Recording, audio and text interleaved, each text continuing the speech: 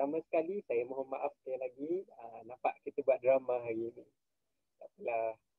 Bukan sentiasa kan kita tengok drama. Kita tengok drama Melayu, kita tengok drama konflik dunia dan pendudukan Jepun. Okey, saya teruskan ya. Ini termasuk dalam bab 3. Ini bab 3. Okey.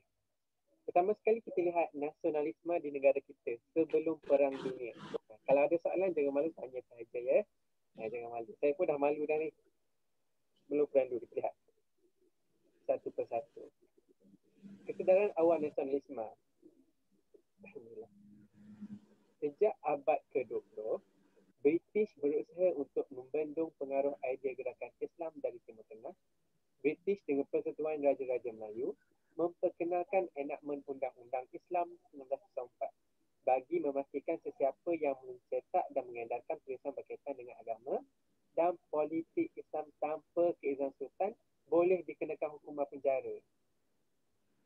Nampak? Sebab tu wujud kesedaran awal nasionalisme. Sebab apa? British, dia dah conquer masyarakat, terutama dari sudut agama dan politik. Dia cakap tak boleh sebar agama tanpa izin daripada Sultan. Nampak?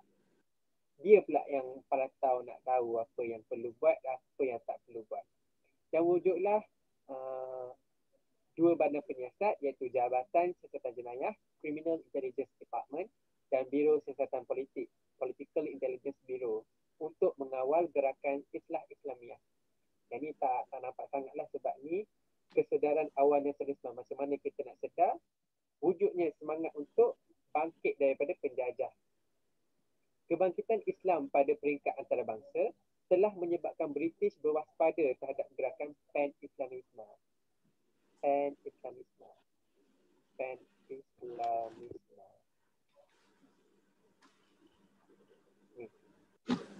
Penentangan Tok Janggut merupakan hasil daripada kesedaran politik antarabangsa yang menggerakkan penentangan bercorak tempatan.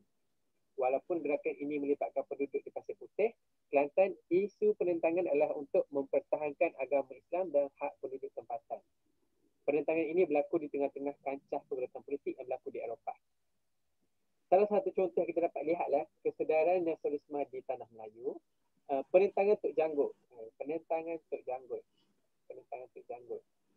Yang merupakan rentetan daripada cetusan kebangkitan masyarakat Islam sedunia terhadap penjajah barat. Ya.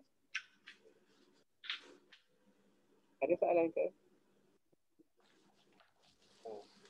Jadi lihat negara kat Timur Tengah sedang berjuang untuk mendapatkan kemerdekaan, and then Tok Janggut pun berjuang. Ini ada misconception sebenarnya. Ada orang cakap Tok Janggut ni berjuang bila dia nampak negara Timur Tengah sedang bergolak dan dia berjuang untuk mempertahankan agama. Sebenarnya tak seperti itu. Sebab apa? Sebab zaman dahulu untuk mendapatkan sesuatu khabar berita penentangan perjuangan, dia tak mudah sebenarnya. Tapi dia more like Tok Janggut tu sendiri yang rasa nak pertahankan hak di Kelantan sebab British kenakan cukai. Akhirnya orang cakap Tok Janggut ni dia berjuang jihad sebab dia nampak negara kat Timur Tengah sana berjuang. Jadi Tok Janggut pun turut berjuang. Salah sebenarnya statement macam tu. Sebab apa? Apa yang berlaku kat luar negara sekarang tu, dia tak mendatangkan apa-apa kesan pun terhadap Tok Janggut in the first place. Akhirnya kalau ada yang menceritakan Tok Janggut ni memperjuangkan nasionalisme sebab dia nampak kat Timur Tengah sana, tapi dia hanyalah statement semata-mata. Dia molek sendiri punya nak, bukan sebab orang buat dia nak. Tu ada beza tau. Kemudian British pun start berwaspada terhadap sokongan orang Melayu kepada Empayar Osmaniyah yang berperang dalam Perang Dunia Pertama. Perang yang meletus ini membangkit perhatian pemimpin Melayu untuk menyokong Khalifah Empayar Osmaniyah yang dianggap pelindung umat Islam serta penaung bagi tanah suci Mekah dan Madinah. Ini pun salah satu misconception lah. Tapi untuk teks sejarah yang kamu belajar ni, bolehlah terima. Tapi secara realitinya, dia more like pada sendiri punya nasionalisme. Dia bukan berkait dengan luar sangat tu. Okay, kita lihat latar belakang Perang Dunia Pertama. Nampak? Latar belakang Perang Dunia Pertama. Tajuk kita hari ini sangat menarik. Saya galak sangat sebab saya tak mampu bagikan 100% buat kamu semua. Watch now on YouTube. Ni saya nak tunjuk satu video kat YouTube. Video perang. Dekat video perang. Sekejap ya. Kita new share.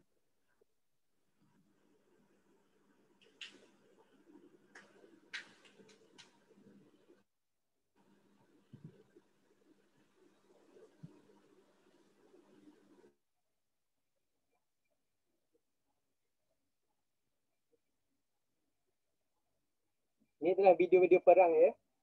Perang Dunia Pertama.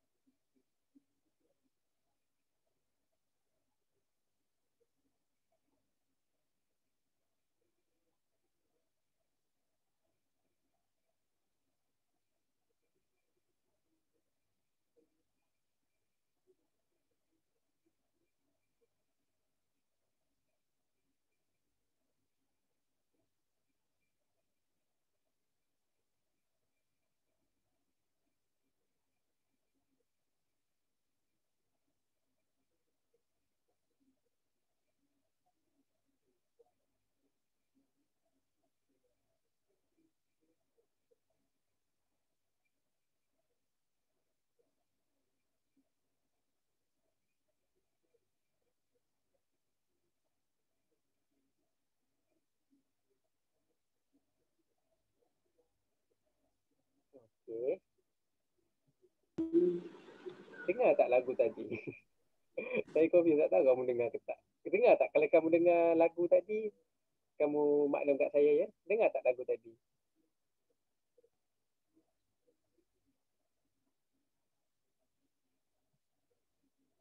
Tak dengar?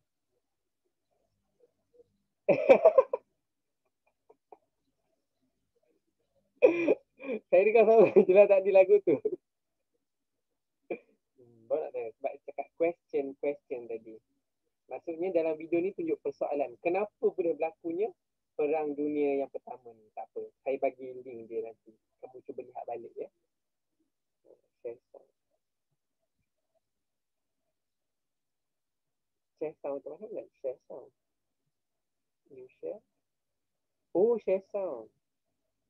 Saya cuba pasang sekali lagi ya. Dapat tengok tak?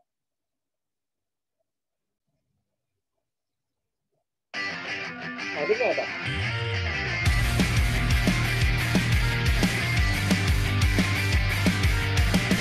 Okay. Kita tengok balik ya. When I'm awake, you are all I think about. When I'm asleep, yeah, you're all I dream about. And any day now I know I'll win your heart, I mean it. I swear it. I play it cool, I won't give it all away. And I will always give it all my every day. I thought the problems at the time would go away, but I know I can do it. Somehow I can get through it.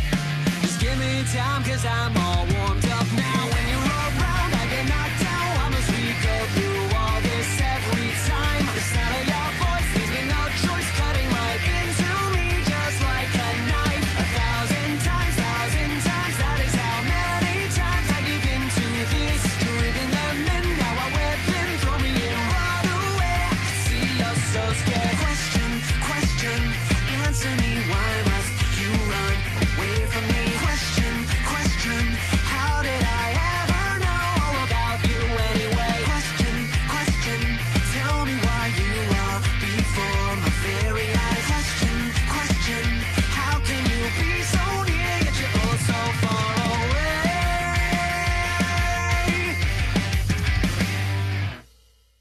Habis. Lagu dia question. Sedap lagu dia. Saya tak tahulah kamu suka ke tak lagu tu. Saya sangat.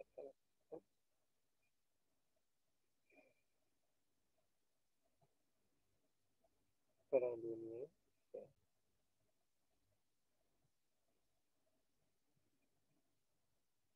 Okay. Mana? Cek.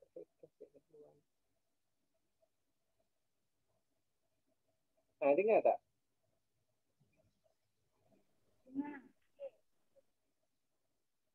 Jelas. Okey. Teruskan yang ni.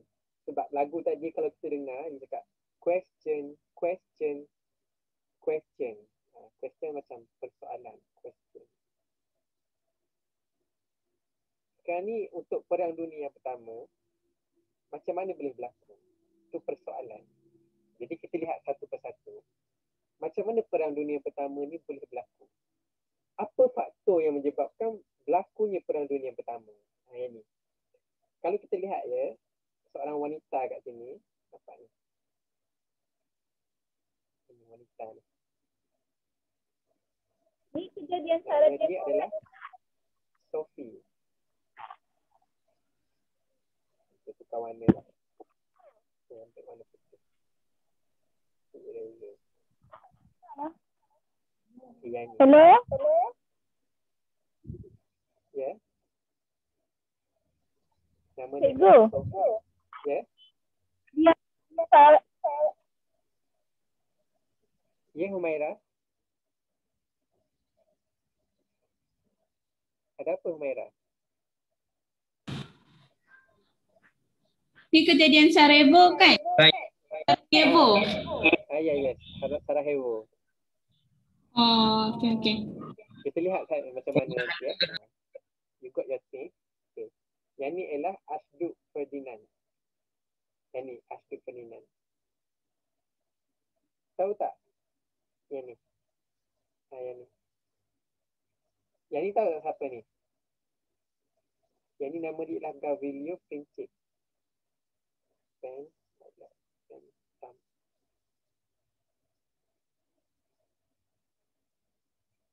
Kita nama Gavrilo Princip.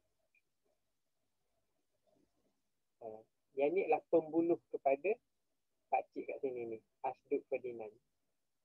Ni lah. Sampai ada kes bunuh-membunuh. Nanti kita lihat. Lihat macam mana. Pertama sekali untuk Perang Dunia kan. Sebab apa berlaku Perang Dunia? Jadi 3 perkara kat sini. Yang pertama adalah persaingan kuasa imperialis. Yang kedua adalah pakatan ketenteraan. Yang ketiga adalah krisis rantau Balkan. Imperialis, tentera, Balkan. Saya ingat BIT. Macam mana Perang Dunia pertama boleh berlaku? Perang Dunia 1 boleh berlaku sebab berlakunya BIT, iaitu Balkan, imperialis dan juga tentera. Kita lihat yang pertama dulu, persaingan kuasa imperialis. Maksud imperialis macam mana sesuatu negara tu dia cuba untuk meluaskan empayar dia. Jadi kuasa imperialis. Sebab persaingan, perkembangan revolusi industri menyebabkan berlaku persaingan dalam kuasa imperialis di Eropah. Contohnya biji timah, arang batu, petroleum, hingga membawa permusuhan antara kuasa imperialis di Eropah seperti Perancis dan Jerman. Betul lah, bila kuasa Eropah ni dia besar, dia rasa dia perlu besar lagi daripada negara Eropah yang lain. Jadi dia perlukan biji timah untuk buat sektor perindustrian dan sebagainya. Jadi lagi banyak sumber, lagi hebatlah negara tersebut. Contohnya negara British lah. Dia cuba untuk takluk tanah Melayu untuk mengaut segala kekayaan hasil hutan dan juga kekayaan biji timah di tanah Melayu. Ini dibawa kepada British. Sebab British pun bersaing dengan negara Eropah seperti Perancis dan juga Jerman. Sebab itulah salah satu contoh persaingan kuasa imperialis. Yang kedua ialah pakatan ketenteraan. Permusuhan antara kuasa Eropah, dia membawa kepada pembentukan pakatan ketenteraan seperti Pakatan Kuasa Tengah dan Pakatan Bertiga. Yang ini main peranan nanti. Kuasa Tengah dan juga Pakatan Bertiga. Kewujudan pakatan ketenteraan menyebabkan ketidakstabilan politik berterusan di Eropah. Betul lah, asyik bergolak je. Bila ada Kuasa Tengah, ada Pakatan Bertiga, tapi siapa sebenarnya Kuasa Tengah ni? Siapa Kuasa Tengah? Siapa yang mendapatkan tanah jajahan, negara dalam pakatan turut bersaing menghasilkan senjata moden dan sedia berperang bagi mempertahankan kepentingan masing-masing. Nah, itu yang poin yang kedua, iaitu ketenteraan. Yang ketiga ialah krisis rantau Balkan. Krisis di rantau Balkan ini berlaku akibat permusuhan Austria-Hungary dengan Serbia. Austria-Hungary menuduh Serbia menghasut rakyat Australia berketurunan Serbian supaya berjuang untuk membebaskan diri daripada pemerintahan Austria-Hungary. Kemuncak krisis Balkan ini ialah pembunuhan Archduke Ferdinand yang kita lihat tadi. Yang ni, yang pakai baju yang ada banyak rencana. Ni ialah Archduke Ferdinand. Dan yang sebelah dia tu, yang ada misai ni ialah Gavrilo Princip, pembunuh kepada Archduke Ferdinand ni. Putera mahkota Austria-Hungary dan isterinya Sophie, iaitu seorang pemuda Serbia. Siapa pemuda Serbia ni? Dia adalah Gavrilo Princip yang bunuh Gavrilo Princip GP. Peristiwa tersebut menjadi sebab Eropah terjerumus dalam kancah Perang Dunia Pertama. Sekarang ni tajuk yang menarik ya. Tajuk yang menarik sebab apa? Sebab macam mana Perang Dunia tu yang membabitkan pelbagai negara, negara Jerman, negara Perancis, negara British, Amerika Syarikat pun turut join Perang Dunia Pertama, First World War. Dan dikatakan yang buat Perang Dunia yang berlaku tu adalah disebabkan oleh pembunuhan Archduke Ferdinand. Disebabkan lelaki ni seorang, satu dunia berperang. Nampak? Kalau lihat kronologi dia, ada tak? Tak ada. Kronologi saya terangkan ya. Saya tulis. Pertama sekali untuk kuasa tengah dan juga pakatan bertiga. Siapa sebenarnya? Saya tulis ya. Katy Perry. Bukan Katy Perry. Katy PB. Kuasa tengah ada juga pakatan bertiga. Kuasa tengah ni adalah JAH. JAH. Siapa itu JAH? Jerman, Austria-Hungary.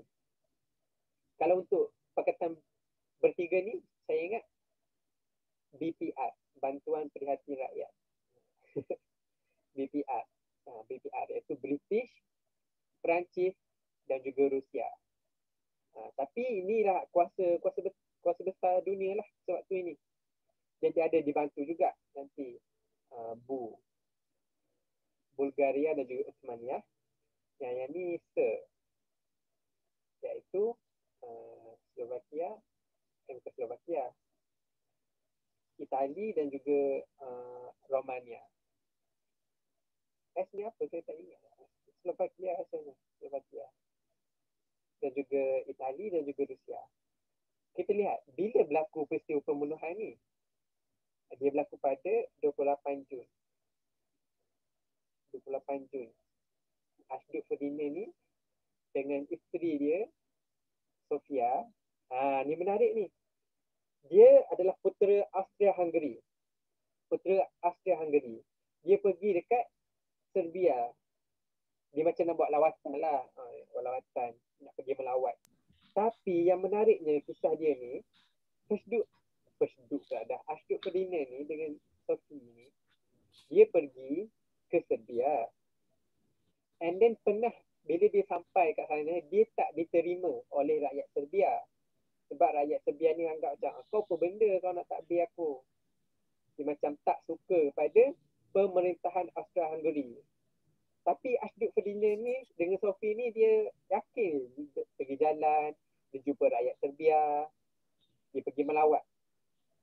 Sampai satu masa tu, ada tragedi, kenderaan yang dia orang bawa tu, rombongan tu, kereta tu diletupkan. Meletup. Ramai yang cedera. Tapi waktu tu, Archduke Ferdinand dengan Sophie ni tak kena apa-apa, tak jadi apa-apa. Bila meletup tu, dia nampak macam tidak dialukan. Tapi still Archduke Ferdinand ni, yang lelaki ni, dia relax je. Dengan dia Nabi ni, dia relax je walaupun kereta tu meletup. Sampai dia ambil masa untuk melawat orang yang cedera. Melawat orang yang cedera lah. Orang yang kena bom tu cedera, dia pergi lawat. Dia tak lari Dia langsung tak lari. Dia dengan Sophie tu tak lari pun. Tapi dia pergi nak melawat. Nak tunjuk yang dia ni baik.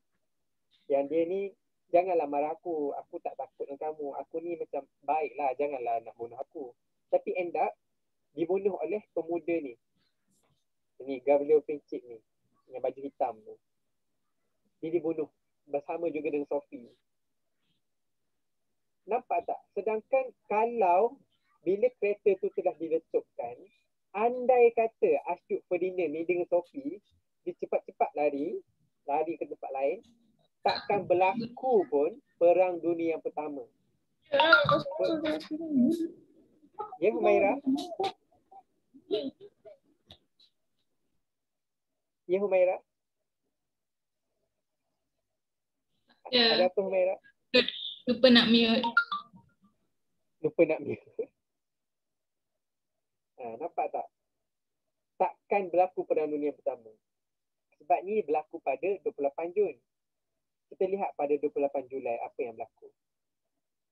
28 Julai adalah Austria-Hungary dia cetus nak berperang dengan Serbia. Sebab apa? Dah dia bunuh putera ni. Archduke Ferdinand ni dah bunuh dah. Jadi Austria-Hungary pun bercakap, aku isytiharkan perang dengan kau Serbia.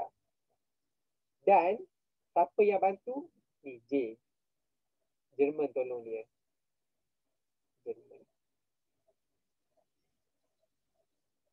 Jerman tolong dia.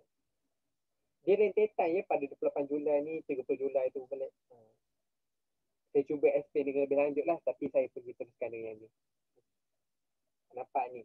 Kuasa tengah dengan Pakatan Bertiga. Siapa boleh ingat negara apa? Kita tulis sekali lagi. Senang je nak ingat. Katy Perry. KTPD. Kuasa tengah. JAH. KB, Bantuan Prihatin Rakyat. Kuasa tengah adalah Jerman. Kita cari kat mana Jerman kat sini? Kat mana Jerman yang ni? Kuasa tengah. Lihat color ni je lah. Color kelabu ni. Austria-Hungary. Bulgaria. Turki Osmania. Sebab tu dia JAH, BU. BU ni Bulgaria dan juga Turki Osmania. Pakatan Bertiga pula BPR tadi. BPR kita buat warna hitam lah. Iaitu cari mana British. Ada tak British?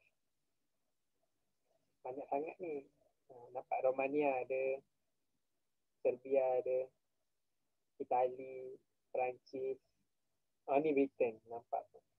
Britain, Perancis, Rusia. Mana Rusia yang ni? Ni kuasa besar. Nampak BPR tu. BPR. Yang besarnya adalah Britain, Perancis, Rusia. Kerana yang masuk Itali, Serbia, Romania. Negara berkecuali ni dia tak join lah. Dia steady je. Tak ada masalah. Perturan berlaku kat mana? Dekat ni. Dia berperang kat ni. Boom. Boom. Boom. Meletup. Boom. Boom. Meletup lagi. Boom. Boom. Banyak meletup ni.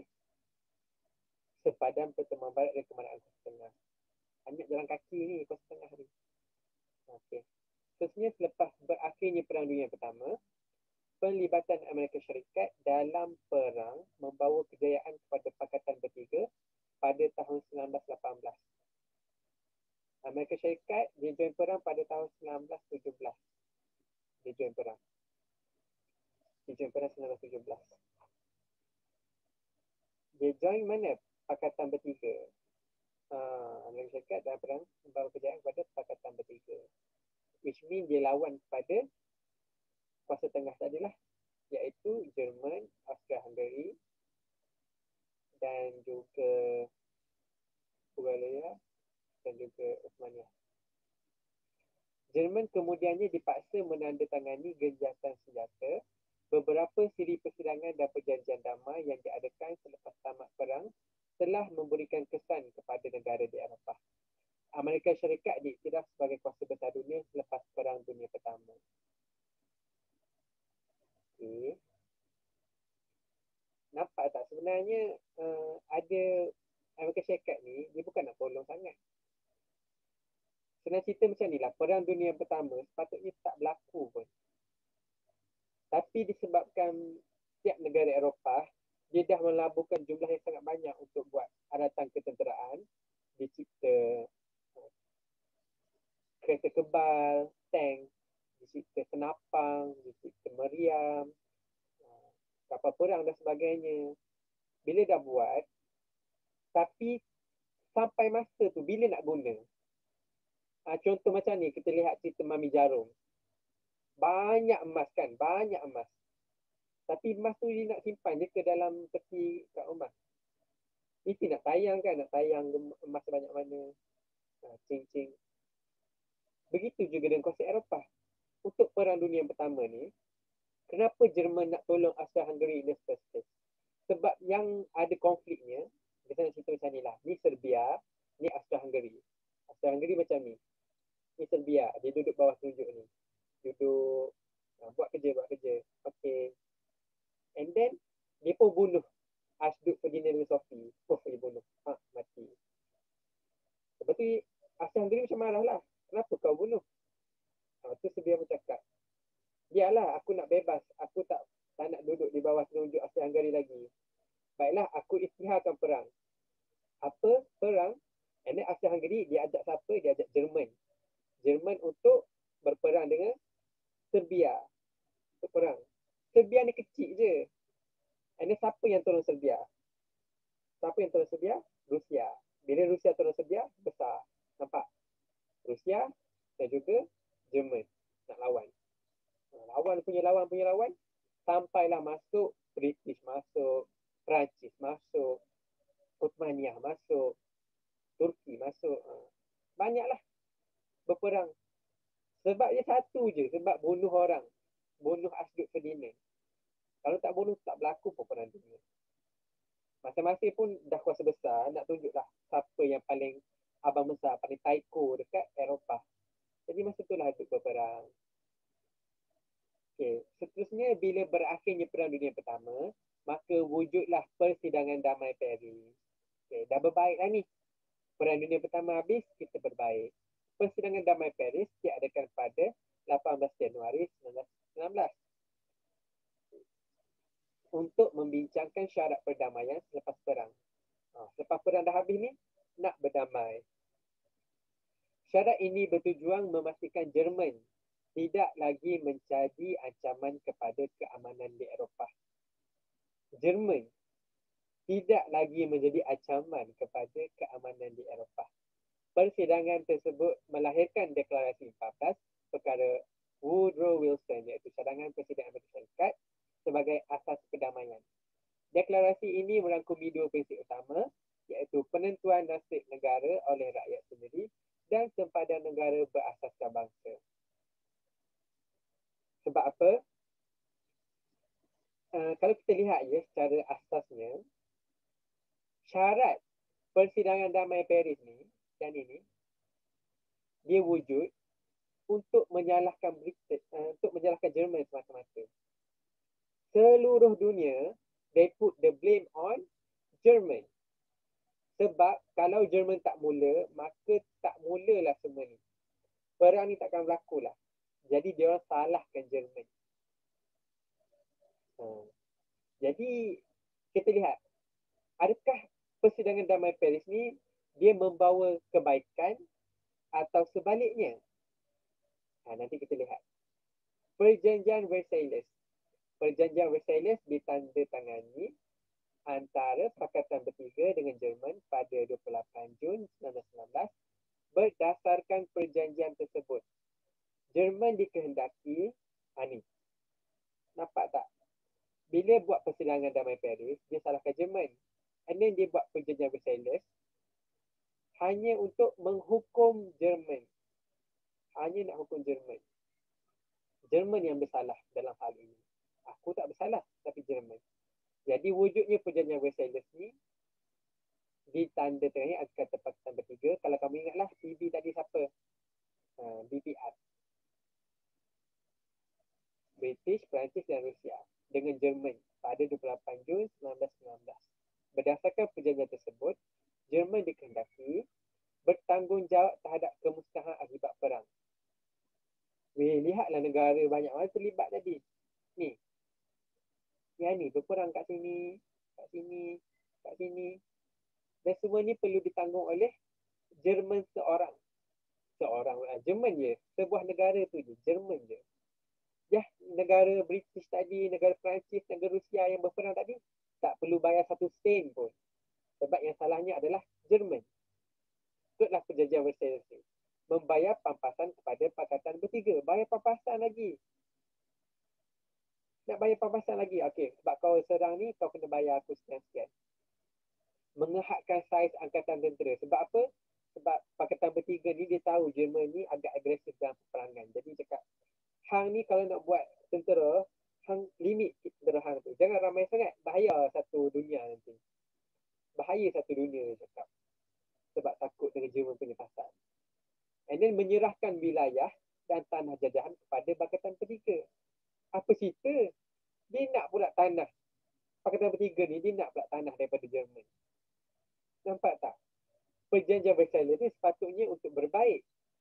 Tapi dia macam minta lebih pula. Dah bagi betis nak paha. Betul orang cakap. Pakatan Bertiga ni pun salah satu faktor juga yang menyebabkan Perang Dunia Kedua nanti. Perjanjian Versailles juga menetapkan penubuhan Liga Bangsa-Bangsa untuk menggalakkan keamanan dan kerjasama antara bangsa yang dikenal sebagai PBB kan. Persatuan Bangsa-Bangsa Bersatu. Okey, kalau kita buang konteks sejarah buat seketika, kita lihat apakah bantuan PBB yang sebenarnya, adakah dia relevan waktu sekarang? Kalau tanya saya lah personally, saya rasa PBB ni dia adalah salah satu dasar negara untuk menunjukkan dia tu superior. Dia tak membantu sangat pun. Sebab kalau betul PBB membantu, kenapa masih lagi berlaku krisis di Syria? Kenapa kanak-kanak di Palestin tu isu dia langsung tak dapat ditangani? Masih lagi merana, masih lagi sengsara. Isu lapar di Yugoslavia dan sebagainya.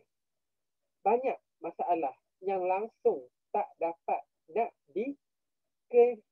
dikendali. Contohnya Rohingya di Myanmar.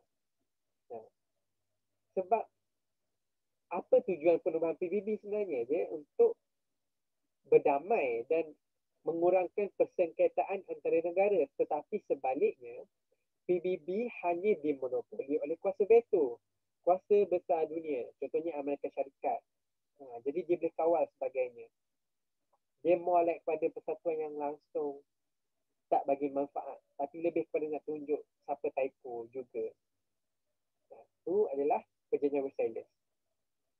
Apa kesan Perang Dunia yang pertama? Dah berperang lah. Kalau kita ingat balik. Siapa yang berperang? Ada dua. Kuasa tengah dan juga Pakatan Bertiga. Kuasa tengah siapa? Jerman, Austria-Hungary. Pakatan Bertiga siapa? Pampasan tu apa? Jun ke Julai cikgu?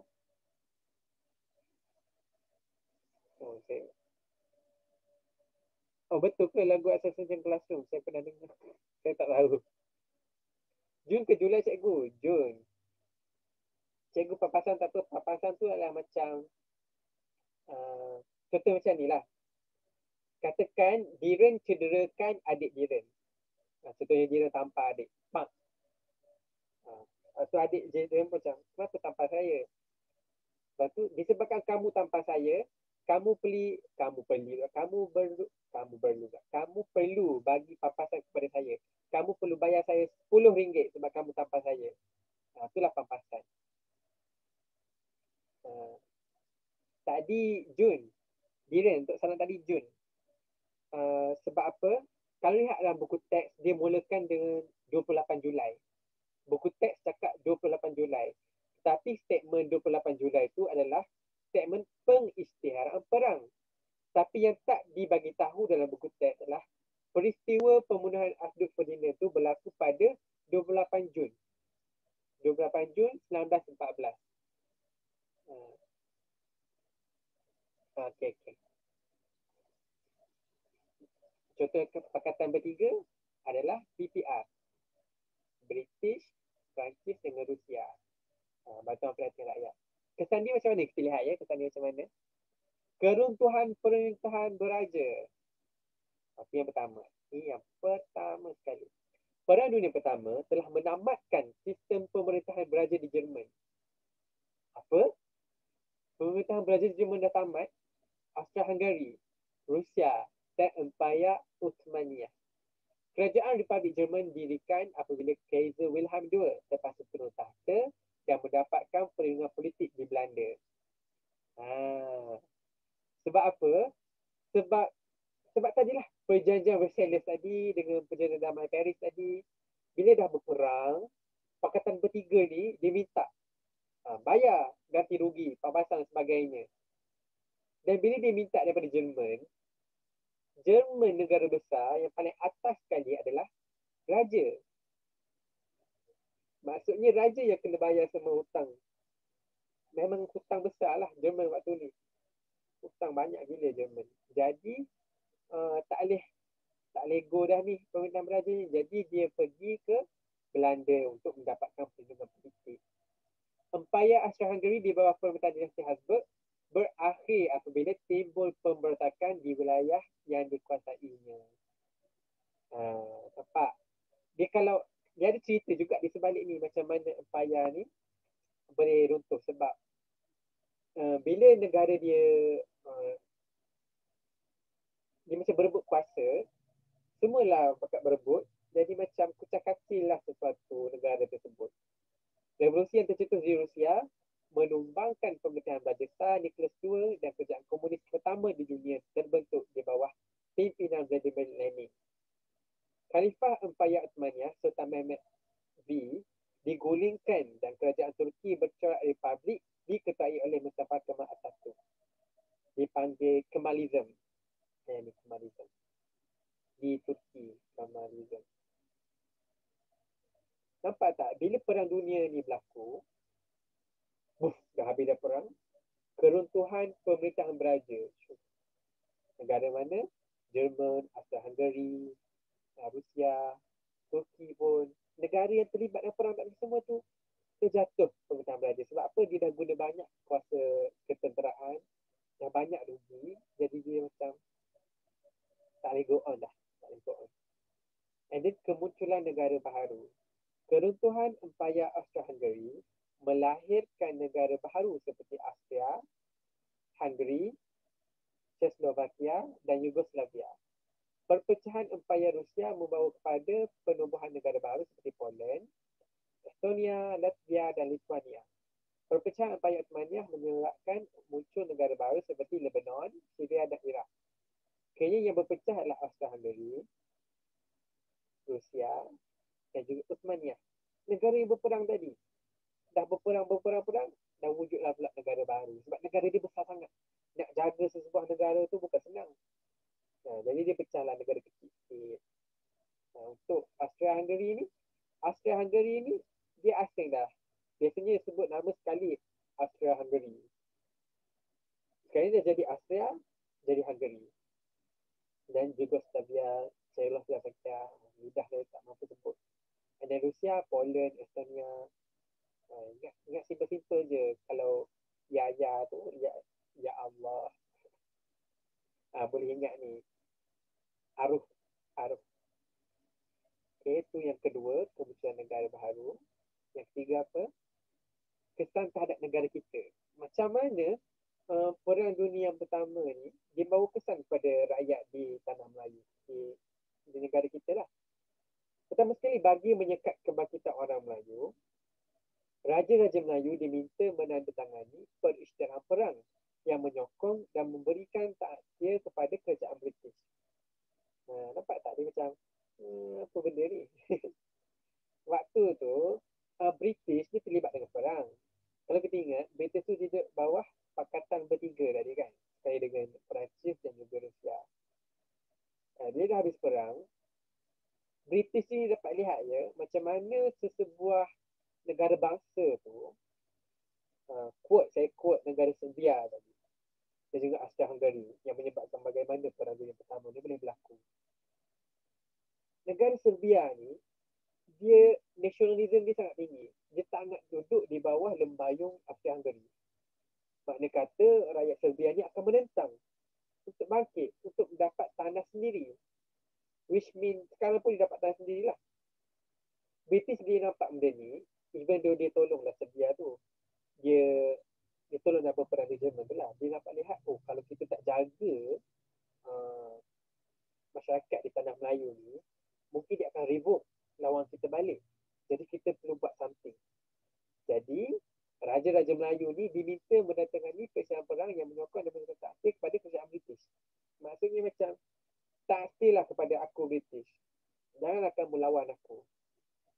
Pelbagai undang-undang yang berkaitan dengan perang diluluskan oleh pentadbiran British, termasuk memperuntukkan kuasa Putrajaya tinggi British untuk meletakkan negeri Melayu di bawah undang-undang tentera jika keadaan memerlukan. Kemakmuran ekonomi negeri Melayu juga dimanipulasi oleh British. Wang hasil biji timah dan dan getah digunakan untuk membiayai operasi British dalam Perang Dunia Pertama. In a sense, tanah Melayu dia melibatkan diri terhadap Perang Dunia Pertama secara tidak langsung. Memang negara tanah Melayu kan, dia tak terlibat sebab perang tu berlaku kat Eropah sana, dia bukan berlaku kat di Asia Tenggara. Tapi dia ada tangan-tangan kosong. Tangan-tangan macam sikit je untuk buat something tu berlaku Perang Dunia. Sebab apa? Dalam Perang Dunia tu ada British. Dan British dia guna kerahan dan juga kekayaan hasil bumi di negeri Melayu. Hasil biji timah ada getah tu. Biji timah tu dia hantar kat negeri, dia buat alatan perang. Biji timah kot. Takkan nak buat mengair pula biji timah tu. Dia buat untuk berperang lah. Secara tak langsung pun turut berjuang untuk tanah bangsa. Itu kesan terhadap negara kita. Kita tak sunda. Latar belakang Perang Dunia yang kedua. Ini latar belakang ya. Okey, bila dah tamat Perang Dunia Pertama, wujudlah Perang Dunia yang kedua. Kita lihat dulu secara ringkas macam mana Perang Dunia yang kedua itu. Pertama sekali lah kemunculan ideologi baharu. Bagi mengatasi masalah yang wujud akibat kemelesatan ekonomi, penduduk Itali dan Jerman mengadakan gerakan politik radikal. Apa maksud radikal? Radikal maksud dia agresif, kasar. Gerakan ini dipimpin oleh pemimpin nasionalis berfahaman melampau, iaitu fasism di Itali dan Nazism di Jerman. Nazi. Fascism di Itali, Nazism di Jerman. Jerman patut je lah di Jerman.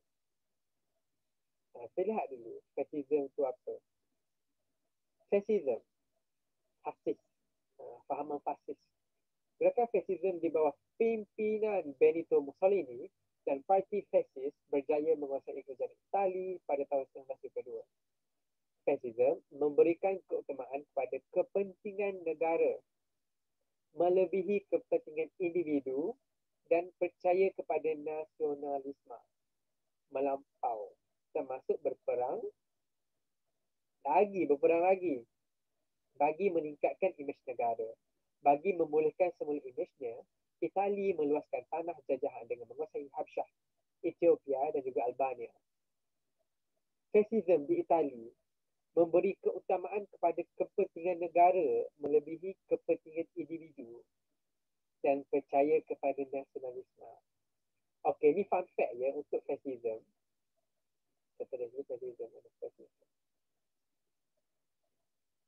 Di bawah pimpinan Benito Mussolini di Itali, masyarakat di Itali sewaktu itu dia hidup segan mati tak mahu. Dia memang ekonomi merosot gila lah. Memang nak makan pun macam makan ubi kayu dan sebagainya. Macam semikir lah, tak ada duit sangat pun. Tapi under Benito Mussolini, dia cakap, kamu lapar ke? Tak penting. Kamu ada anak nak jaga? Tak penting.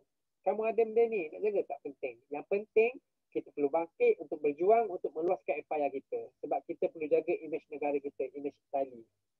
Kalau kamu sakit, jangan sakit.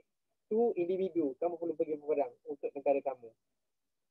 Dia macam waktu tu kalau ikutlah betul-betul rakyat yang mengikut fahaman fascism ni, hidup di miserable. Apa yang difikir hanya nasionalisme saja, fikir negara je. Dia tak fikir makan apa esok. Dia tak fikir bagi anak makan apa.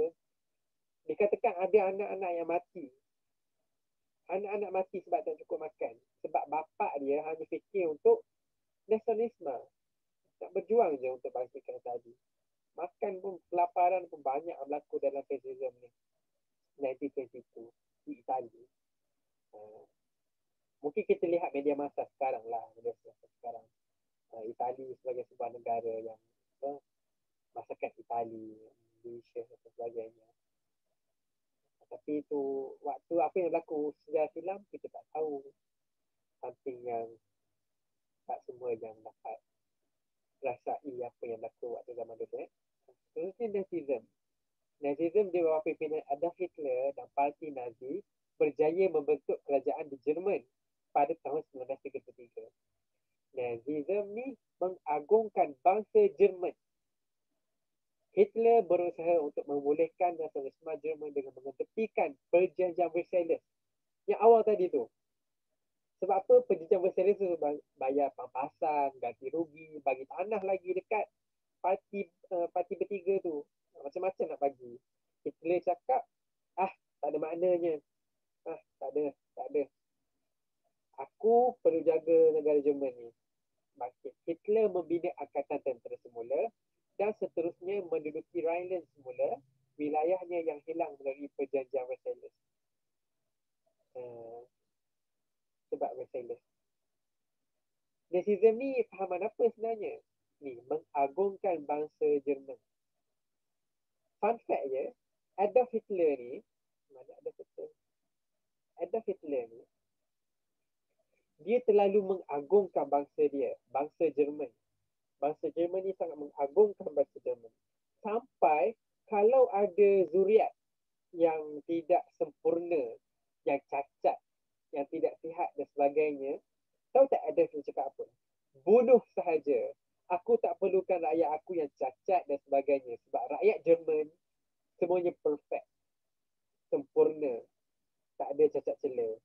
Kalau kamu cacat, ini adalah kemurkaan daripada syaitan. Jadi bunuh dia. Dia bukan bangsa Jerman.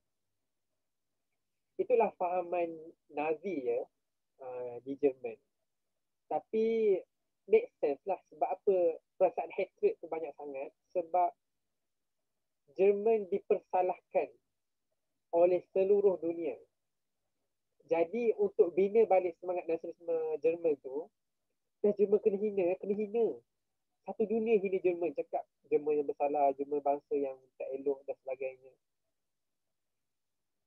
Sampaikan bangkit. Adolf Hitler ni, dia terpaksa menjadi satu individu yang against all odds, orang cakap. Against all odds. Dia perlu jadi someone yang different supaya negara Jerman tu masih lagi dapat berjalan dengan lancar. Kalau tak, masalah bagi negara Jerman untuk bangkit. Kedua, ketidakpuasan hati terhadap perjanjian Versailles. Nampak? Inilah faktor Perang Dunia yang kedua. Tak puas hati. Kalau kita lihat balik tadi, apa perjanjian Versailles tawarkan? Yang ni. Jerman perlu bertanggungjawab terhadap kemusnahan akibat perang. Membayar pampasan kepada Pakatan Bertiga, mengerhadkan saiz angkatan tentera, menyerahkan wilayah dan tanah jarahan kepada Pakatan Bertiga. Banyak. Perjanjian Versailles tu macam merugikan Jerman. Saya rasa kalau siapa-siapa pun diberikan perjanjian macam tu pun tak setuju sebenarnya. Jadi kalau nak buat perjanjian tu, fikir-fikirkanlah. Jerman sebagai negara yang kalah dalam Perang Dunia Pertama menganggap perjanjian Versailles tak adil dan menjejaskan kedaulatan negaranya. Selain kehilangan tanah jajahan, tanah Adolf Hitler itu sendiri, papasan perang yang tinggi dan perlu dibayar menyebabkan Jerman mengalami kemerosotan ekonomi dan inflasi yang teruk. Termasuk inflasi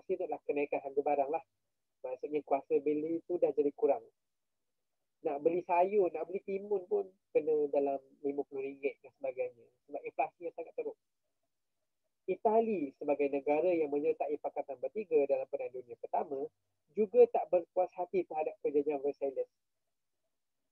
Itali tak puas hati sebab apa? Tidak diberikan tanah jajahan baru seperti yang diperoleh Perancis dan Poland.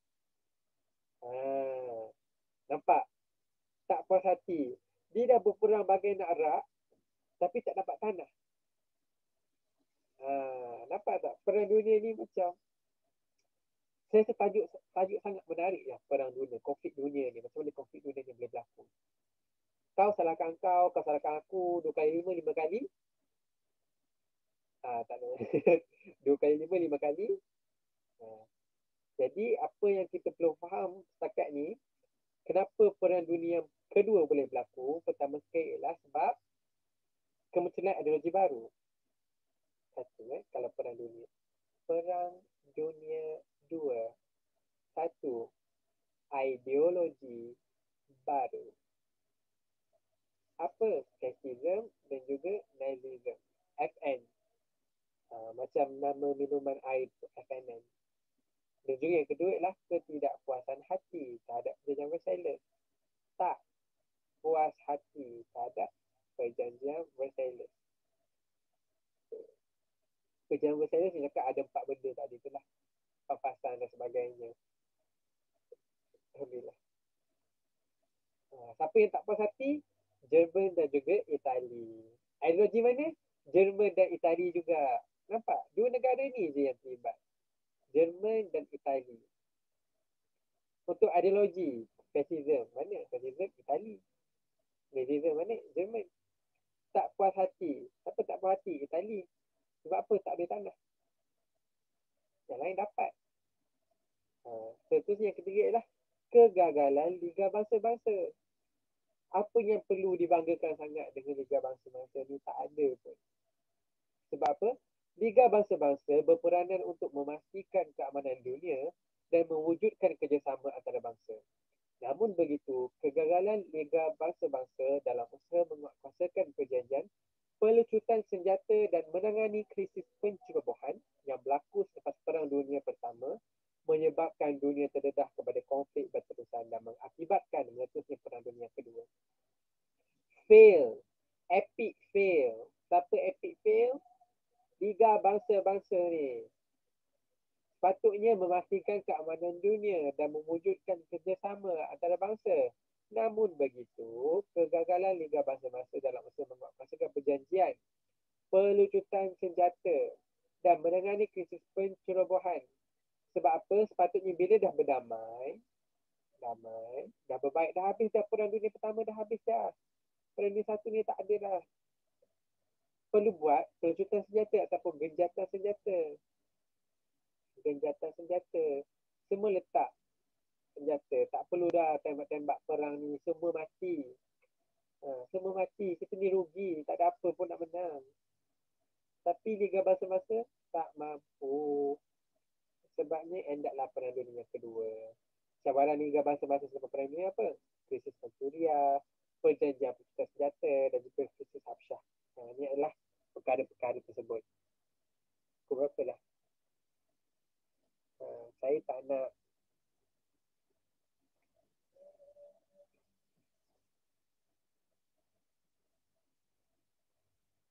saya tak nak bagi quizzes lagi. Saya bagi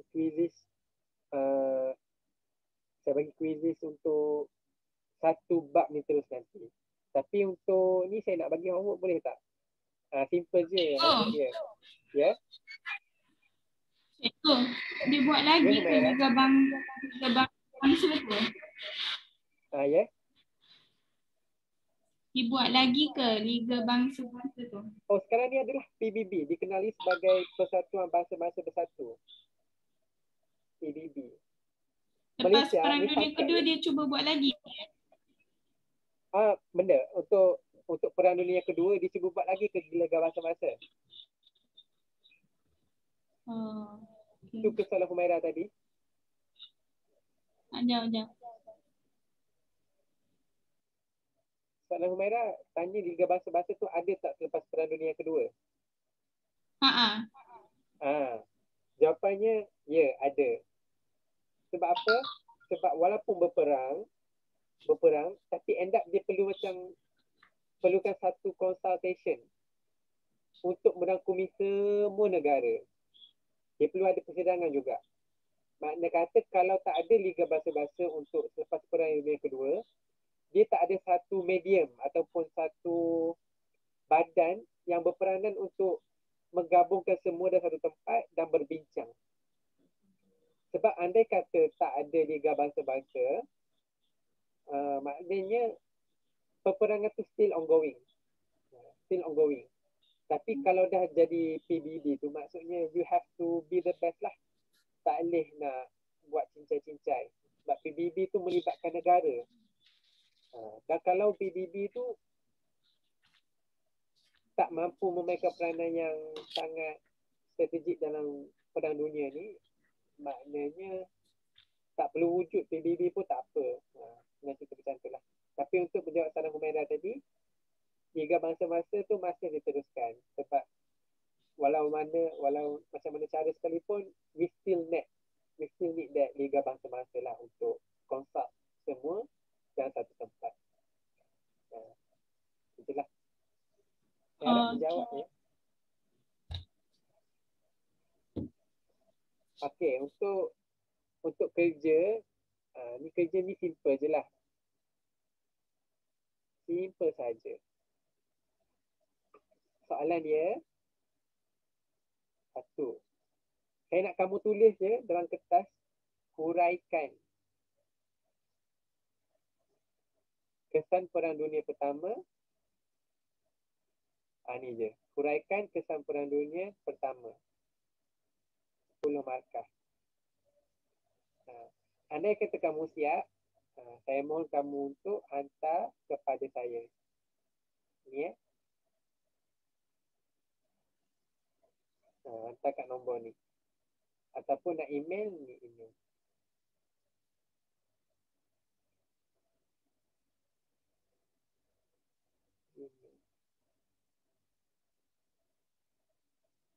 Hantar kat sini ya. Senang saja. Tulis, huraikan kesan Perang Dunia Pertama. And then huraikan macam mana kamu nak jawab kalau soalan yang keluar nanti macam ni. Sebab untuk next week saya akan compile jawapan kamu. Kita akan discuss jawapan one by one.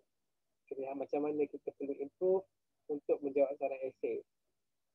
That's the thing lah untuk hari ini.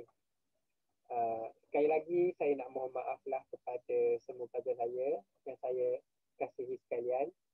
Sesungguhnya saya manusia biasa, saya tak lari daripada kesilapan. Pertama sekali saya mohon maaf lah kalau ada kekurangan saya hari ini banyak. Saya doakan yang baik untuk kamu semua. Ada soalan tak? Ada soalan? Ada. Apa soalan dia?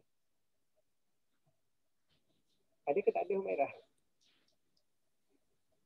Tak ada. Oh tak ada. Okey. Terima kasih Humaira. Okey Samir, saya mohon maaf ya Samir.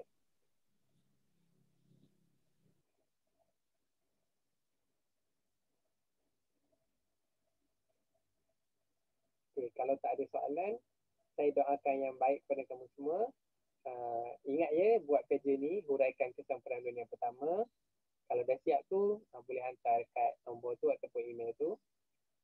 Dan saya doakan yang terbaik untuk kamu semua untuk terus belajar dan berusaha untuk menjadi yang terbaik. Terima kasih Amir, terima kasih Damia, terima kasih Diren, Samir, Uzma Zahira, saya minta maaf ya Uzma Zahira.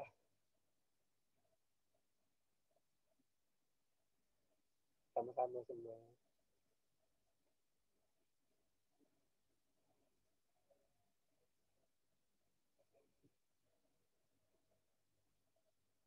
Okay, tak apa. Nanti kita buat kelas lebih masa ya. Lebih masa. Saya dan ya, bye Amir.